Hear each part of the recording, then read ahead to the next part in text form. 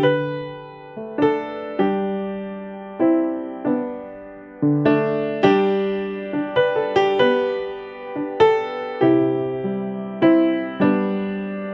estudar o Salmo 10. Se os irmãos abrirem, o Salmo 10 tem 18 versículos.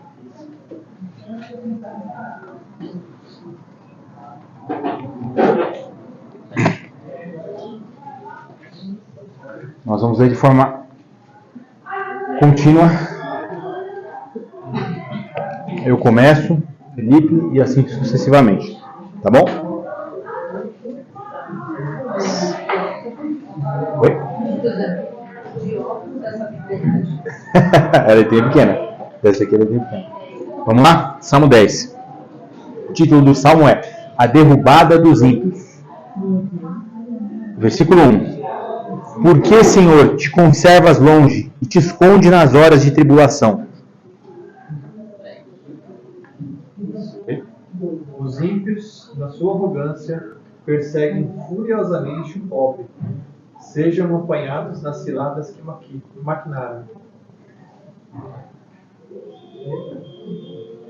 Porque o ímpio gloria-se do desejo da sua alma. Bendiz ao avarento e blasfema do Senhor.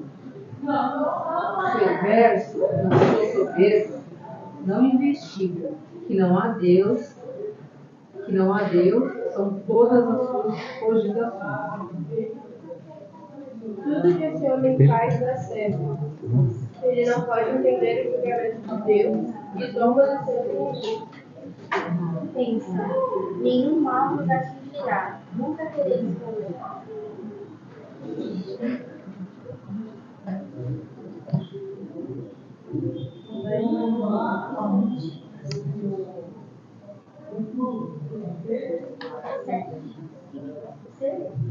Ai, mãe, 7. A sua boca está cheia de tentações, de enganos e de astúcia. Debaixo da sua língua, a malícia e maldade. Fica de pecar nos povoados, à espera para matar inocentes. Está sempre à procura de vítimas indefesas.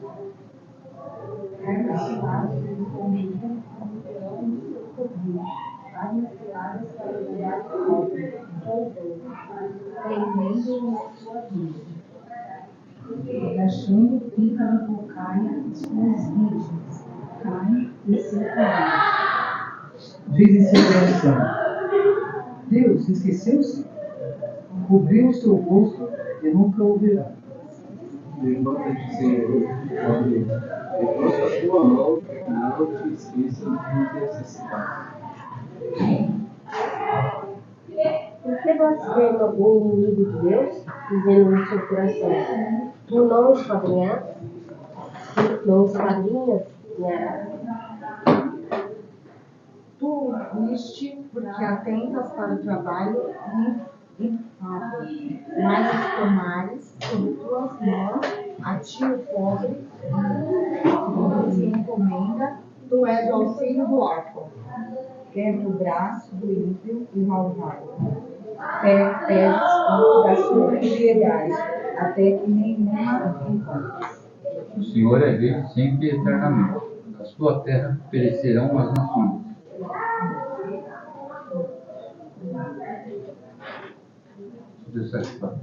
Tens ouvido, Senhor, o desejo dos humildes. Tu lhes fortalecerás o coração e lhes acudirás. Para fazeres justiça ao órfão e ao oprimido, a fim de que o homem que é da terra não prossiga mais em usar da violência. Amém. Bom, o Salmo 10 é um salmo de Davi. Ele é um dos salmos de lamento, né? Se a gente pode classificar dessa forma, a gente já tem visto no nosso estudo de salmos que os salmos eles podem se dividir em alguns temas, né? Sendo o Salmo 10 um salmo dos que a gente caracteriza como salmo de lamento.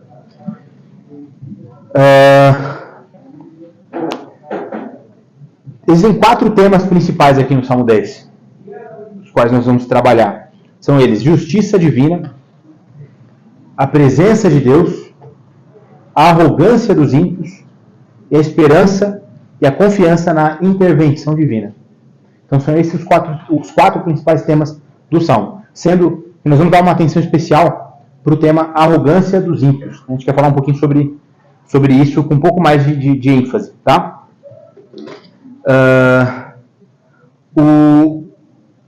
Então, eu vou começar falando um pouco desse assunto, né? Mas antes, trazendo um pouquinho verso a verso aqui. Então, o Salmo ele começa da seguinte forma: por que estás longe, Senhor? Por que te esconde nos tempos de angústia? Então, que vê aqui Davi clamando a Deus, clamando pela presença de Deus, justamente porque ele se deparava com a injustiça do mundo.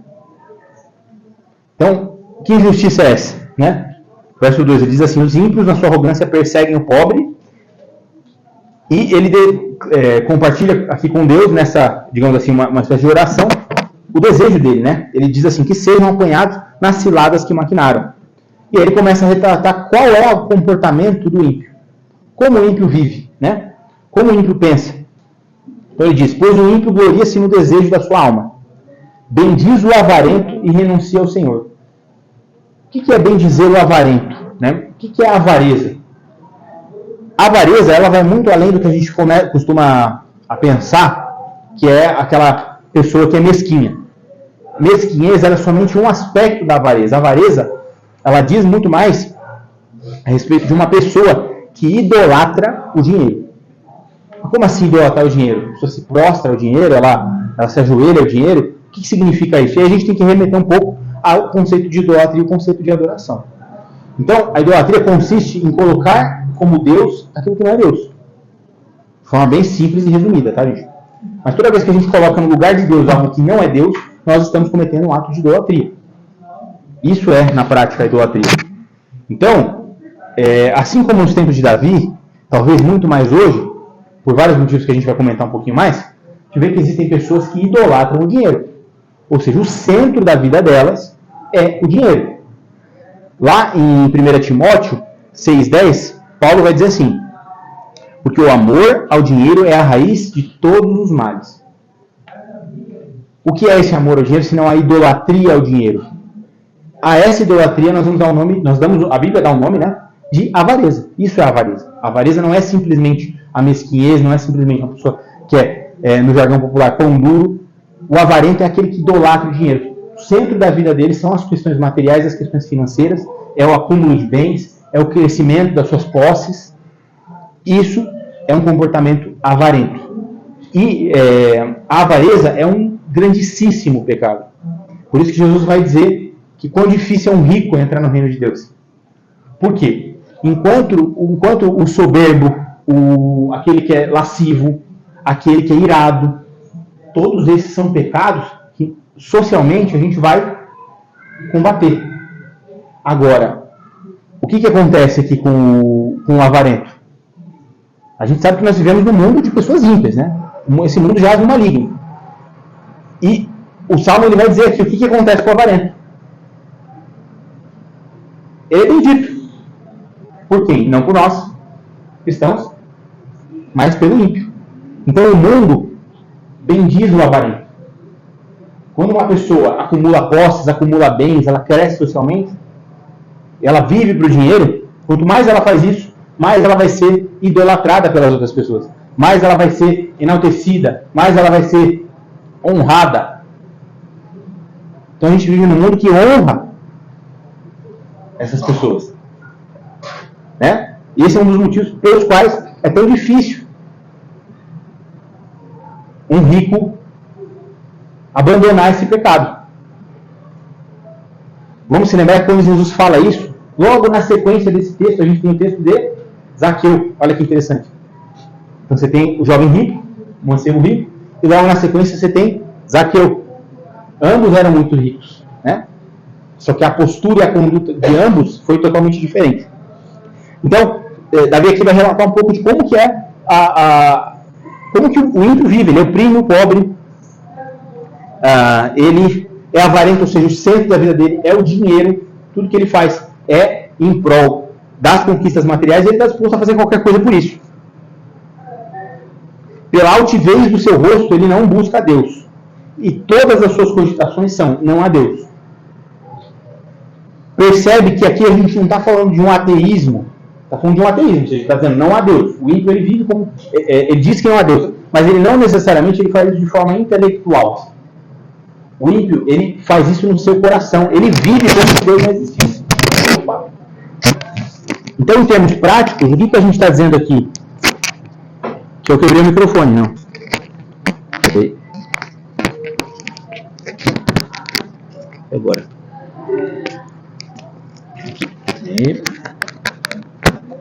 Foi. Ele vive como se Deus não existisse. Ele ignora completamente a existência de um Deus e a existência de um juízo. Porque não basta só eu ter que Deus existe como uma força fantasmagórica que criou o mundo, pôs o mundo para rodar como se fosse um peão. De novo. Peraí, é que aqui vai. Não? Na Bíblia, pronto. Como se o mundo fosse um peão, que Deus tivesse colocado esse peão para rodar e abandonou o mundo.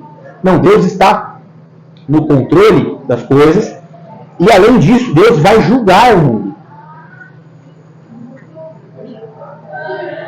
Pois essa é a nossa fé. Porque senão, tanto faz. Então, o ímpio ele vive como se Deus não existisse e como se não fosse haver juízo. Verso 5. Os seus caminhos a atormentam sempre. Os seus juízos estão longe da vida dele, em grande altura e despreza os seus inimigos. Diz em seu coração: nunca serei abalado. De geração em geração serei livre da adversidade. Por quê? Porque quem o livra da adversidade é ele mesmo. 1 Tessalonicenses 5,3, Paulo vai dizer assim: porque quando disserem a paz e segurança, então lhe sobrevirá repentina destruição. Verso 7. Davi diz: a sua boca está cheia de maldições, de enganos e de opressão. Debaixo da sua língua há malícia e iniquidade. Como não existe Deus, Deus não vai me julgar, eu posso falar o que eu quiser, eu posso viver da forma como eu quiser. De forma impura, de forma imoral, de forma maliciosa. Põe-se emboscada nas aldeias, nos lugares ocultos e mata o inocente. Os seus olhos estão secretamente fitos para o pobre. Armas ciladas no esconderijo, e como leão no seu covil, armas ciladas para apanhar o pobre. Apanha o pobre, e quando o atrai para sua rede, encolhe-se, abaixa-se, para que os pobres caiam em seus fortes braços. Diz em seu coração: Deus esqueceu-se, cobriu o seu rosto, e nunca verá isso. Ou seja, ele, na prática, vive esse ateísmo prático. Então não é um ateísmo intelectual, não é um ateísmo filosófico, não é um ateísmo de chegar e falar assim: não, Deus não existe por causa disso. É um ateísmo muito pior que esse. Que é o ateísmo de viver como se Deus não existisse. Como se não fosse julgado. Como se ninguém estivesse vendo aquilo que a gente faz. Seja de bom ou seja de mal. A sequência, a partir do verso 12 aqui, é um clamor de Davi. Onde Davi vai dizer: levanta-te, Senhor Deus. Levanta a tua mão e não esquece dos humildes.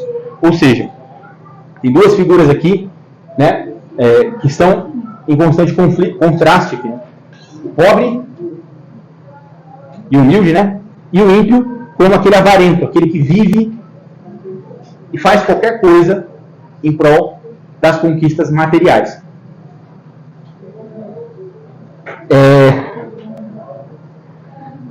Então, como a gente viu aqui, os ímpios eles são retratados como arrogantes e seguros, agindo com violência e desdém para com os humildes. E eles estão convencidos de que não existe julgamento de Deus. Existe um paralelo muito claro que a gente pode estabelecer com a nossa sociedade atual. Por quê? Porque a nossa sociedade ela é essencialmente materialista e cientificista. O que é isso? Tá? Materialismo, a gente pensa que muito apegado aos bens materiais. Esse é o sentido coloquial dessa palavra. Só que não é esse o sentido real dessa palavra. Materialismo é uma corrente filosófica. O que é esse materialismo? O materialismo ele é uma filosofia que acredita que a realidade ela é composta unicamente da matéria. Segundo essa visão, todas as coisas, inclusive pensamentos, sentimentos e a consciência, podem ser explicados em termos de interações materiais e físicas. Nós cristãos não cremos assim, nós não somos materialistas. Por quê? Porque a gente crê na alma. O que é a alma? A alma, ela é necessariamente imaterial. Ela é algo transcendente, é algo que compartilha da natureza de Deus. A alma não é algo material. Você não pega a alma e coloca ela no laboratório. Ah, quais são os átomos que compõem a alma? Certo? Agora, nós vivemos numa sociedade que ela é materialista, ou seja, ela nega a existência de tudo aquilo que não é material, que não pode ser provado materialmente, que não pode ser explicado em termos de interações materiais e físicas. Que é um exemplo de algumas filosofias que são materialistas? Um exemplo é o marxismo. O marxismo ele é materialista. Não é o que eu estou falando, isso é Karl Marx. Né? Então, o marxismo ele é o método filosófico de Marx, ele é o materialismo dialético histórico. Ou seja, Marx explica a realidade, ele busca explicar a realidade unicamente a partir das interações dialéticas da história. Ou seja, tudo para ele está dentro de uma perspectiva material. Como que ele explica a religião, a metafísica para ele não entra em pauta, né? Não existe. Materialismo e ateísmo. Justamente, não tem como ser alguém que crê em Deus e é materialista. É uma contradição explícita. Não tem como. E aí, os irmãos podem tomar suas próprias conclusões se é possível um cristão ser, por exemplo, marxista. A não ser que seja um novo marxismo, que não seja materialista, mas o marxismo é essencialmente materialista. Então, ou você vai desmembrar o cristianismo, ou você vai desmembrar o marxismo. É uma coisa você falar que um pombo que late e come ração. Peraí, então não é mais um pombo, mas também não é um cachorro? Então não dá para ser as duas coisas, por definição. Beleza. Outro exemplo de uma filosofia que essencialmente, tá? Mas tem variações, mas não é assim, mas eu posso... Beleza, mas essencialmente ela é materialista também, o liberalismo. O liberalismo ele é materialista. Eu não falar que estou só de um lado ou só do outro, né? Eu vou entrar nesse mérito mais pra frente. Então, mas e aí? Então o materialismo não é só eu viver pelos bens materiais.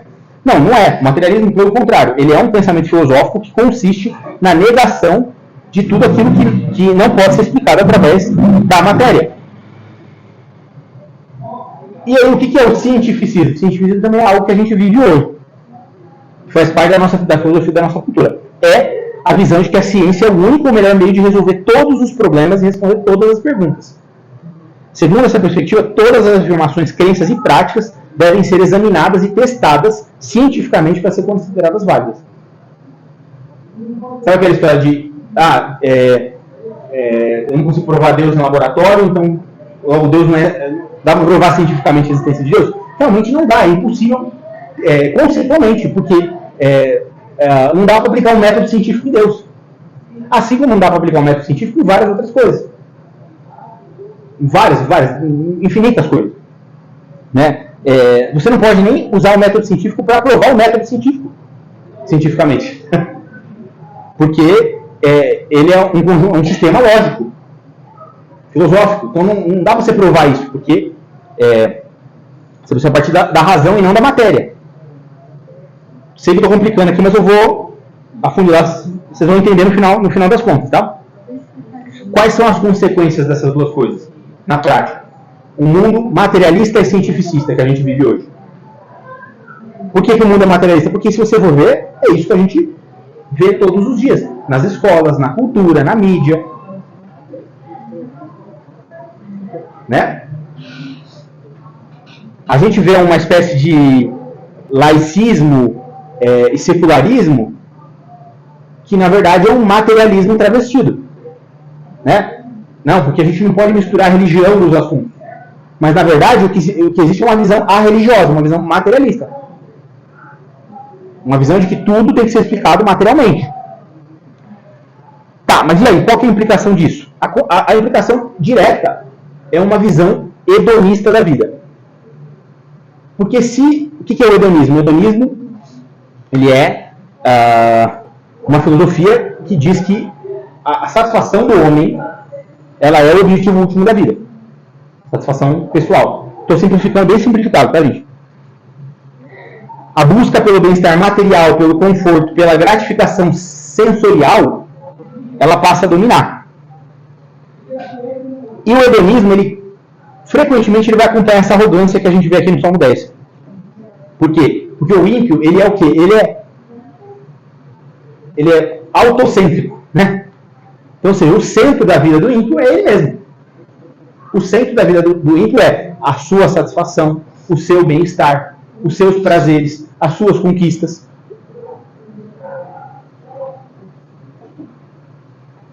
Nada muito diferente do que a gente vive hoje. Eu vou além, nada muito diferente do que a gente vê dentro do cristianismo.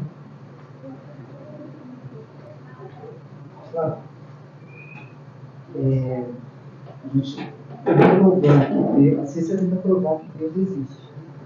Eles têm que ter provas reais, né? Não, na verdade a ciência ela não consegue, é impossível provar a existência de Deus, porque Deus não está dentro do campo material. Aí encontrando assim para Tomé, e nós cristãos, nosso cotidiano. Tomé viu os milagres, viu Cristo, viu o Evangelho, e ele não acreditou até que fosse tocado nas feridas. Né? E às vezes nós podemos estar, nós estamos no Evangelho, temos a Bíblia, toda nós buscamos, e às vezes, poxa, o milagre não acontece na minha vida, né? É que nós não enxergamos, às vezes, está acontecendo uma mudança, e a gente quer prova, né? Que a gente é ansioso, tem expectativas futuras, e Deus todo dia está mudando a nossa vida. Aos poucos, né? Exato, assim, na verdade, assim, eu acredito que até as expectativas que a gente projeta para Deus, elas são consequência de uma visão de mundo muitas vezes materialista. A gente projeta expectativas para Deus porque a nossa visão, o nosso cristianismo é um cristianismo antropocêntrico. O que é? Antropo é o homem, cêntrico, o centro é o homem, o centro sou eu. O centro da minha fé é o meu bem-estar. O centro da minha fé é a minha satisfação. O centro da minha fé são as minhas conquistas materiais. O centro da minha fé é para onde Deus vai me projetar. Então, logo, né, o que a gente, muitas vezes a gente vê é um cristianismo hedonista. É um cristianismo, e aí a consequência disso é o quê? Teologia da prosperidade, teologia do coach, teologia de não sei o quê. Teologias que são centradas no homem. O homem é o centro dessa teologia, não é Deus. Né? O centro da narrativa, né? A história. Deus ele está em função de mim, e não o contrário. Né? O hedonismo ele está muito relacionado com o ímpio do Salmo 10, né? Com o avarento. A gente pensa no avarento, o avarento é sempre o outro, né? É igual o glutão, o lascivo, é sempre o terceiro, nunca, né? A gente nunca vê e fala assim, não, peraí, esse aí sou eu. Então a gente lê o Salmo e a gente fala assim, é verdade, ó Davi, você vê, né? Esse ímpio aí é complicado, hein?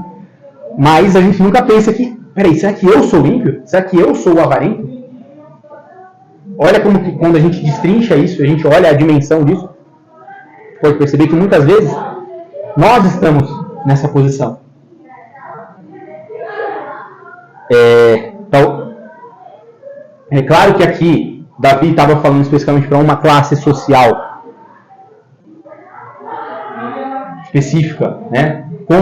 Tinha um contexto assim, mas a gente pode aqui, até fazendo uma análise complementar, cruzando outros textos da Escritura, entender de forma mais profunda esse conceito de avareza, né? Alguns exemplos práticos, né? De como essa impiedade se manifesta na nossa vida hoje, na nossa sociedade. Primeiro, ambição excessiva e foco exclusivo no acúmulo de patrimônio. Olha como que isso aqui é uma coisa que tem a ver com a visão de mundo. Não é só uma coisa pontual, né? A pessoa nasce, aí ela, enfim, vai para a escola, aí ela é educada para quê? Porque ela tem que ter uma boa profissão, para que ela possa ganhar dinheiro, para construir patrimônio, para poder prover, para poder ter segurança, para poder... Tá, beleza, ela tem que fazer tudo isso. Não é que ela não tem. Mas você percebe que a gente é inserido numa visão de mundo totalmente materialista, que ignora o transcendente, que ignora. E é. Falando disso daí, essa semana o pastor falou, né? O que o pastor Celso fala desde sempre. Se seu filho fosse perder, não manda ele para a faculdade. Meu, o cara está sendo trucidado. Porque as pessoas não enxergam o espiritual, só o material. Eu acho que essa fala poderia ter sido colocada de algumas outras maneiras, porque ela é um pouco generalista. Mas assim, no sentido de, eu poderia pegar isso que talvez ele quis dizer, não posso julgar ele, eu não vou fazer esse juízo, mas se você fosse perder em prol de qualquer outra coisa, não faça aquela outra coisa. Ué, isso não é nem ele que está falando, isso é o Evangelho, é Jesus falando, se o teu olho te faz pecar, arranca, joga fora. Então, é isso. Se você for para a faculdade, se o teu filho for para a faculdade ele ir para o inferno, é melhor ele ir para a faculdade. Agora, todo mundo que vai para a faculdade vai para o inferno? A fala dele ficou um pouco ambígua, o recorte ficou um pouco ambíguo, e parece uma ofensa gratuita, como se ele quisesse dizer que não faça faculdade, porque a faculdade vai te deixar ímpio. E não é necessariamente verdade. Né? Então, nem sempre a faculdade, às vezes pode ser um trabalho. Qualquer outra coisa. Exato, qualquer outra coisa. Nesse sentido, eu concordo com a fala dele. Acho que ela foi um pouco mal colocada, mas essa é a história que a gente vive hoje, corte de internet. Sim. Então, qualquer coisa pega um corte meu aqui agora, tira do contexto e fala assim, pronto, cancelaram amanhã. Ainda mais quando se fala de Cristo. Então qualquer coisa vai ser. Então, Cereza de aço. Exato. Então, você está errando. Então, assim, às vezes você vai falar de uma forma que, isolada do contexto, ela fica um pouco infeliz.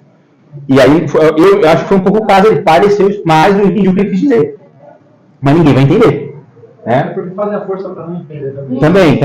Também. Né? Enfim. Mas também não dá para viver pisando em ovos. Então, e aí, né? Mas é nesse sentido. Então, veja só, ambição excessiva, foco exclusivo no acúmulo de patrimônio. Gente,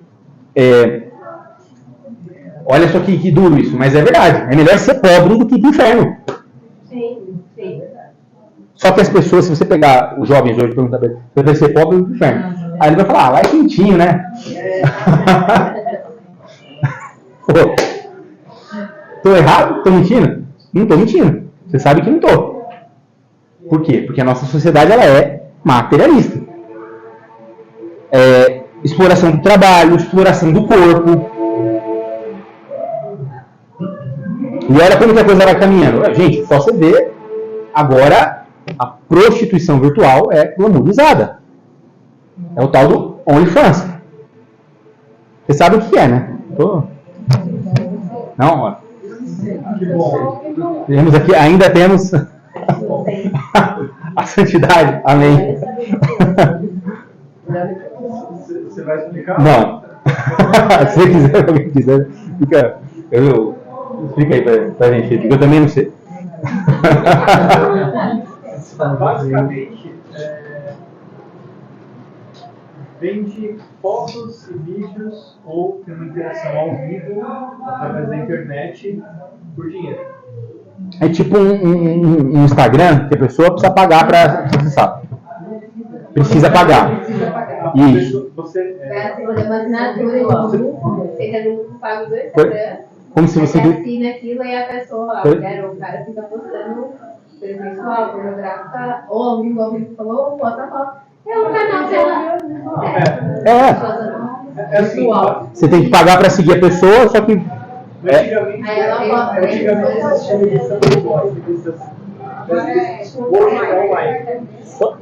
então. Só que. E aí, assim, a coisa vai tomando uma proporção, porque isso é fruto de uma sociedade materialista. Porque essa sociedade ela vai aos poucos pervertendo e reconstruindo, destruindo valores para quê? Para colocar valores em cima daqueles valores. E ela começa a dizer assim, mas que mal tem? Que mal tem? Eu tenho uma filha que ela gosta muito de ler. Você sabe que a leitura dela, as informações que ela busca, tem prejudicado o crescimento dela por causa das opiniões dela. Ela fica muito indignada com as coisas, né? Só que assim, ela, ela não fica nem de um lado nem do outro, tem a opinião dela, a opinião dela é que ela quer que permaneça para ela. E ela, tipo assim, ela não põe o certo e o errado. Tem um cristão e o mundo, por exemplo. Para ela não deve existir aquilo. Entendeu? O cristão tá errado, mas o mundo tá errado. Não deveria ser assim. Então ela tanto, que as informações acabam que meio que. Na verdade é que assim. Eu não sei nem falar o que ela Eu entendo e consigo imaginar. Mas na verdade, assim, a gente tem que pensar que assim, assim como muita gente pode dizer assim, não, eu não tenho uma visão teológica. Não, você tem. A questão é se ela é sua ou ela é de alguém. É igual a filosofia. Você pode falar assim, não, eu não tenho filosofia. Não, você tem. A questão é se ela é sua ou ela é de alguém. E, como eu venho falando aqui, a gente vive numa época onde uma sociedade materialista. O que é o materialismo? Como eu falei, ele nega tudo aquilo que não pode ser provado ou demonstrado ou experimentado através da matéria. Logo, isso vai ter algumas consequências, eu vou falar um pouquinho aqui na sequência, mas uma delas é a negação de valores morais objetivos. Por quê? Porque se Deus não existe, só existe a matéria, e a gente está aqui, sei lá por quê, por fruto do acaso, nós somos simplesmente animais, tá, beleza, existem valores morais, mas esses valores morais eles não podem ser considerados objetivos, porque para eles serem objetivos, eles têm que ter alguém superior ou algo superior que os valide. Faz sentido? Se não existe esse alguém ou algo, então os valores morais são convenções sociais. O que é certo hoje não vai ser certo amanhã. Então, ou seja, o valor moral ele entra no campo da subjetividade. E a consequência disso é muito drástica mesmo. C.S. Lewis, famoso autor cristão, ele vai falar em um dos livros dele, chamado A Abolição do Homem, ele vai falar um pouco sobre esse aspecto. E algumas das consequências do que a gente vê, por exemplo, nesse livro, né, onde ele escreveu lá no início do século XX, né, no início, na primeira metade do século, essa negação dos universais e a negação dos valores morais objetivos. Ele já combatia ali, na hora que, no contexto de ele escrever aquele livro, essa relativização dos valores morais universais. E ele criticava a subjetividade no campo da educação. Então, olha que interessante. Ele dizia que essa negação dos valores morais objetivos ia impedir a sociedade e a geração de alcançar uma verdadeira virtude. E é isso que a gente vê hoje. Porque o que é a virtude, pessoal? O que são virtudes, né? E as virtudes, elas não fazem só parte da lei revelada, elas fazem parte da lei natural. O que é a lei natural? Pode falar mais alto, Felipe? Aquilo que Deus colocou no coração do homem. Perfeito. Como que a gente sabe que existe uma lei natural? Além do fato dela existir na prática, né? Mas a Escritura atesta a lei natural. Aonde? Romanos 1. Consegue abrir para mim? Verso 19 ao 32. Então, só conectando. Agora complicou um pouquinho, mas eu vou simplificar de novo. O materialismo, ele nega valores morais objetivos. Só que a gente sabe que Deus, na criação, imprime a sua lei. Como que a gente sabe isso? Romanos 1. Paulo vai dizer. Pode falar. Vou ler aqui do 18. Porque do céu se manifesta a ira de Deus sobre toda a impiedade e injustiça dos homens que detêm a verdade em injustiça. Porquanto o que de Deus se pode conhecer, nele se manifesta, porque Deus lhe manifestou. Onde você está lendo, Pedro? Romanos 1, o 18, o 19 e o 20. Porque suas coisas invisíveis, desde a criação do mundo, tanto o seu eterno poder como sua divindade, se entendem claramente claramente se veem pelas coisas que estão criadas para que fiquem inexcusáveis. Perfeito. Então, olha o que a gente vê. Lê de novo o penúltimo versículo. Porquanto o que de Deus se pode conhecer, neles se manifesta, porque Deus lhe manifestou. Perfeito. Então, a criação manifesta a existência de Deus. A criação manifesta os valores morais. Isso é o que a teologia vai chamar de lei natural. A gente tem a lei revelada e a lei natural. Quer um exemplo da lei natural? Não matarás. Está na lei revelada? Está. Está na tábua da lei de Moisés? Está. Mas está na lei natural. Todo homem pode abstrair esse princípio a partir da razão. E todas as sociedades assim o fizeram. Existe uma sociedade, alguém conhece, onde matar é correto? Veja, matar pode ser permitido em certas circunstâncias. E isso diversas sociedades vão permitir. Mas nenhuma sociedade, em algum momento da história, pregou que matar é correto. Matar é bom. Matar é bom. Né? Que estupro é bom. Que roubo é bom. Não. E onde é que está escrito isso? O que atesta isso? A lei natural. Que é esse aspecto da revelação que está presente na criação. É por isso que os homens são inexcusáveis. Porque mesmo que eles não conheçam a lei revelada, eles podem testemunhar, a partir da própria razão, a lei natural. Agora, conectando o raciocínio.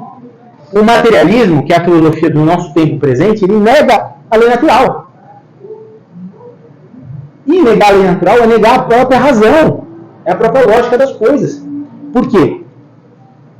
O que é natural, gente? É olhar para o mundo, para o horizonte, para o céu e falar: acho que isso aqui veio aqui por acaso, hein? Eu não sei não como é que esse mundo surgiu.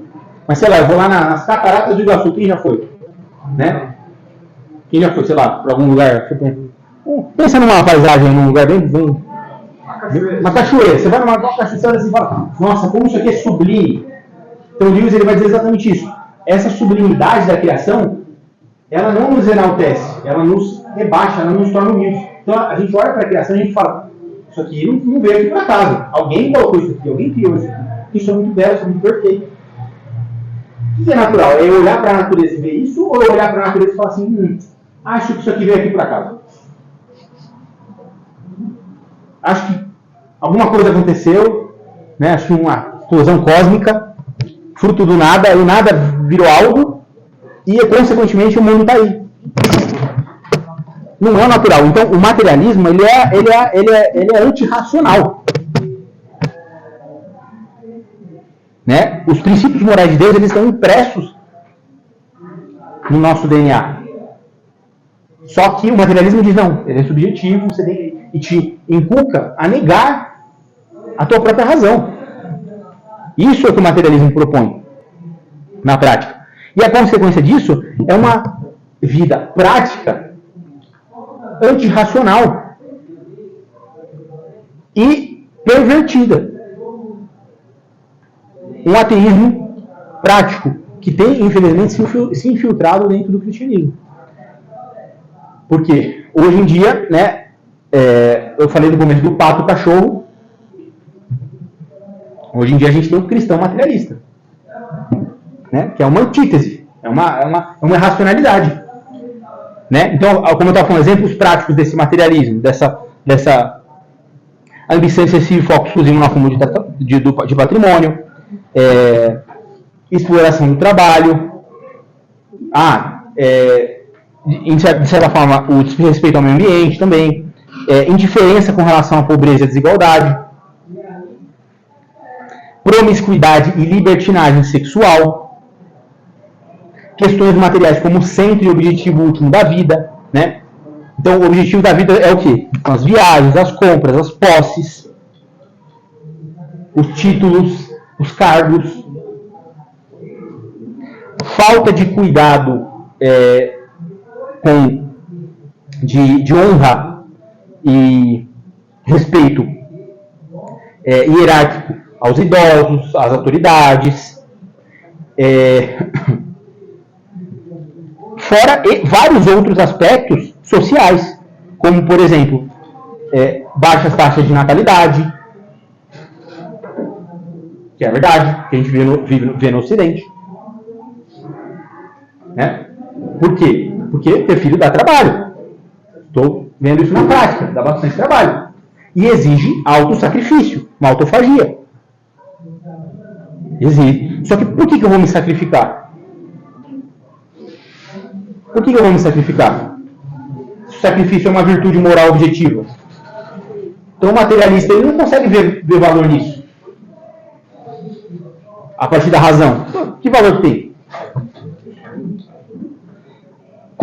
Outras consequências. Ausência completa de virtude. Por quê? Porque virtude é um valor moral objetivo. Então o materialista ele vai negando essas virtudes. Exemplo, honestidade, integridade, generosidade, humildade, respeito, responsabilidade, coragem, justiça, honra, amor, gratidão, bondade, paciência, fé, esperança.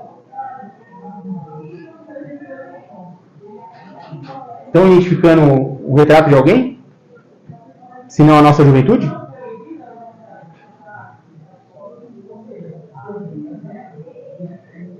Todas essas coisas, e engraçado é que nesse livro o Lewis vai literalmente, parece uma premonição. Ele vai narrar exatamente o que está acontecendo hoje. E é muito engraçado até você ver isso. Por quê? Porque uma das coisas que ele vai falar isso que está acontecendo vai fazer com que a gente tenha uma geração ausente de virtudes. E é exatamente o que a gente está vendo hoje. É exatamente. Por quê?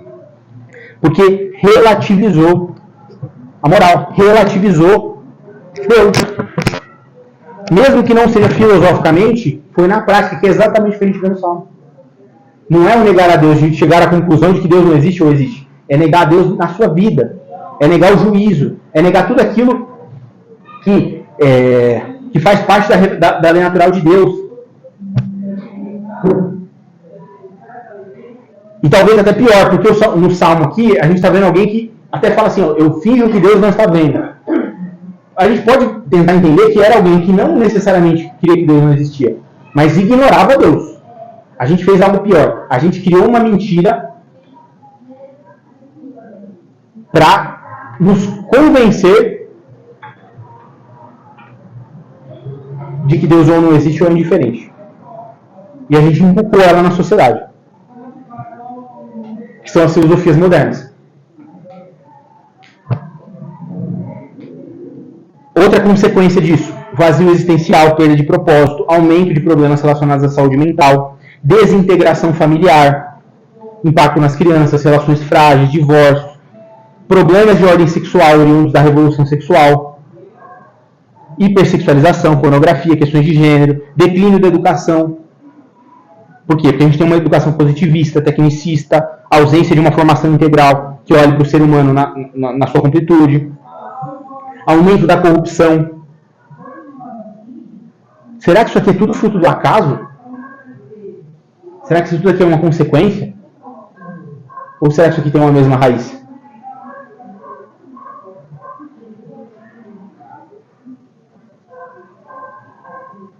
E aí a gente vê que, assim, às vezes a gente está no meio de um campo com duas faces da mesma moeda.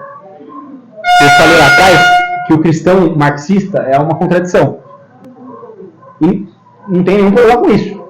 Os marxistas não têm nenhum problema com isso. Né? É uma realidade, é uma constatação. E de certa forma, como eu comentei no começo também, o liberalismo ele também tem suas raízes no iluminismo e ele também tem raízes materialistas. Em filosofias humanistas, em filosofias que, essencialmente, historicamente, são contraposições ao Evangelho, à Igreja, ao cristianismo. Embora opostos, ou, enfim, com suas divergências, ambos possuem essa base materialista que é prejudicial para a perspectiva cristã. Porque neles existe uma primazia do material sobre o espiritual. Porque ambos, de uma certa maneira, vão negligenciar os valores cristãos em detrimento de outras questões, como por exemplo, o indivíduo ou o coletivo, mas tudo isso acima de Deus.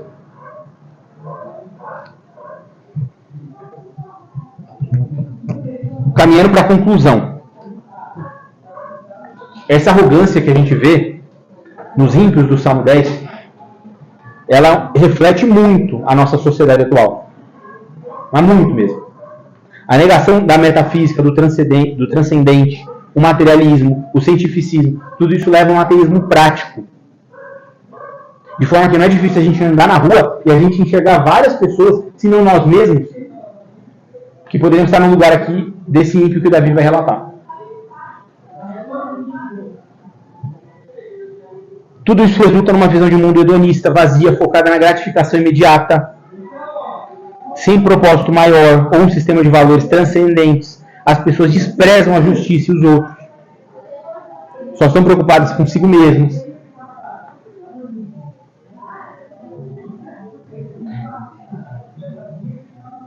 E é necessário reconsiderar a importância e uma perspectiva que reconhece Deus como centro e se confronta com a realidade de um julgamento. Nós devemos nos lembrar que Deus vai nos julgar. Deus vai nos julgar. Né? Isso é parte central. Isso não é qual a palavra que eu quero? Não é apêndice da fé cristã. Não é complemento, não é mais uma coisa. Isso é ponto central. A gente sabe que no cristianismo existem questões centrais e questões secundárias, questões de debate teológico. Questões que, sei lá, livre-arbítrio, predestinação, escatologia, pré-milenista, pós-milenista. Legal, são questões teológicas, questões que existe debate. Mas sabe uma questão que não existe debate? É sobre o juízo. Ponto. Jesus Cristo, né, o criador apostólico, está sentado à direita de Deus, haverá de vir e julgar os vivos e os mortos. Esse é o criador apostólico. Isso é central na fé cristã. Onde é que está isso, Flávio? Mateus 16, 27.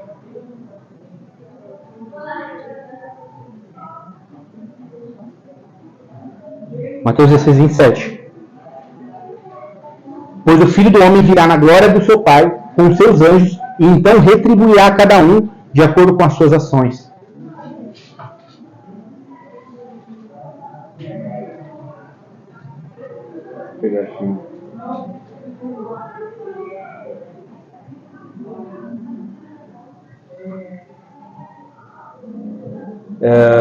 Peraí. Deixa eu voltar para lá.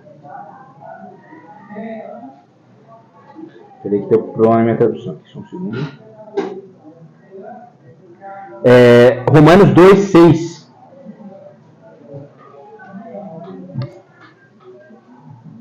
Deus retribuirá a cada um conforme o seu procedimento.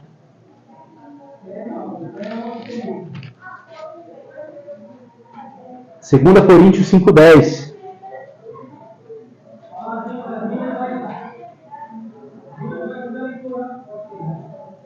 Segunda Coríntios 5, 10. Pois todos nós devemos comparecer diante do tribunal de Cristo, para que cada um receba de acordo com as obras praticadas por meio do corpo, quer boas obras, quer más. Gálatas 6. Vocês não. Vocês não tem. Peraí. Gálatas 6 não tem.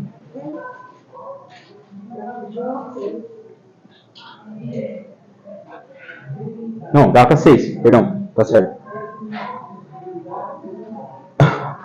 Não se deixe enganar, de Deus não se zomba, pois o que o homem semear, isso também colherá. Quem semeia para a própria carne, da carne colherá a destruição. Contudo, quem semeia para o Espírito, do Espírito colherá a vida eterna. 6, Gálatas 6, versículos 7 e 8. Efésios 6, 8. Diz assim: porque vocês sabem que o Senhor recompensará a cada um pelo bem que praticar, seja escravo ou seja livre. 1 Pedro 1,17. Quem quiser só anotar os versículos, não precisa abrir para depois dar uma olhada depois. Uma vez que vocês chamam Pai aquele que julga imparcialmente a obra de cada um, vivam com temor durante a jornada terrena de vocês. Vou repetir esse verso. Uma vez que vocês chamam de Pai aquele que julga imparcialmente a obra de cada um, vivam com temor durante a jornada terrena de vocês. Apocalipse 2, 23.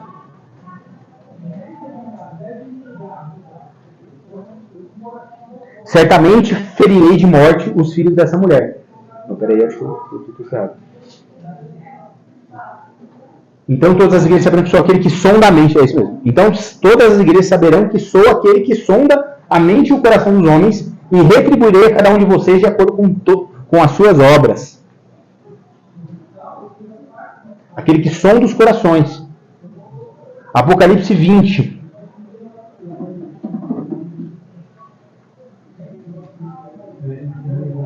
No Apocalipse 2, 23, no final, fala, e darei a cada um de vós segundo as vossas obras. E darei a cada um de vós segundo as vossas obras.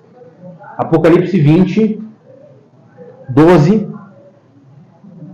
e 13. Vi também os mortos, grandes e pequenos, em pé diante do trono, e os livros foram abertos. Outro livro foi aberto, o livro da vida. Os mortos foram julgados de acordo com o que tinham feito, segundo o que estava escrito nos livros.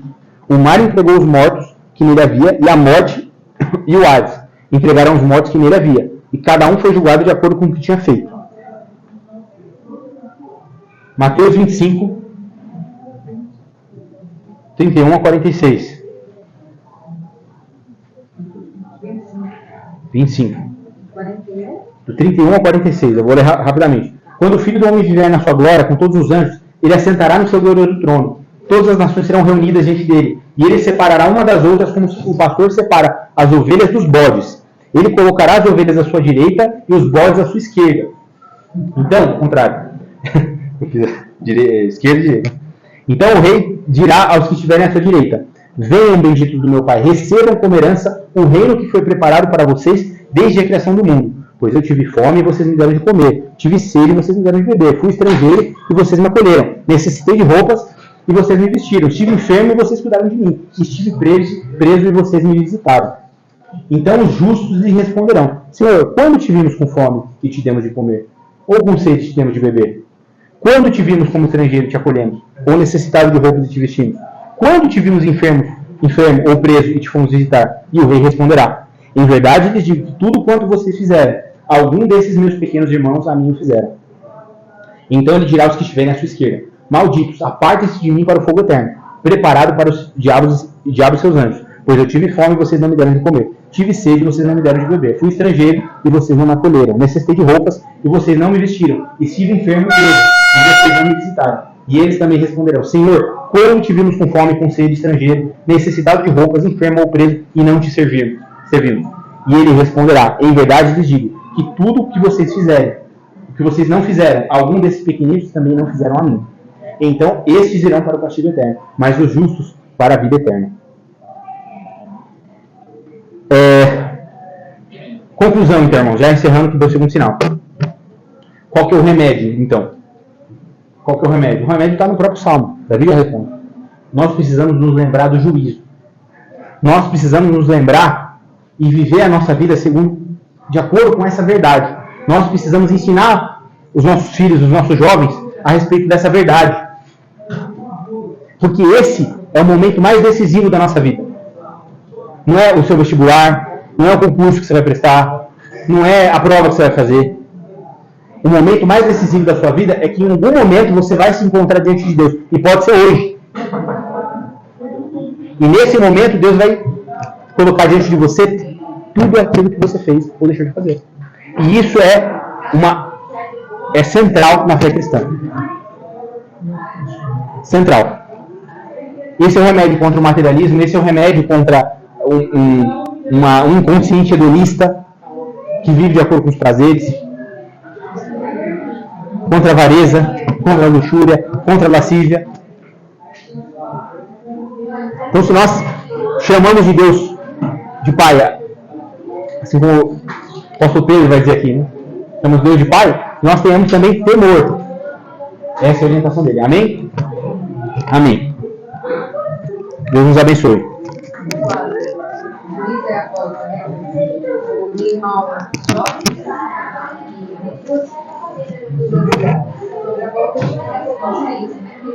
Cada vez No Velho Testamento, volta uma coisa mencionada 1557 vezes.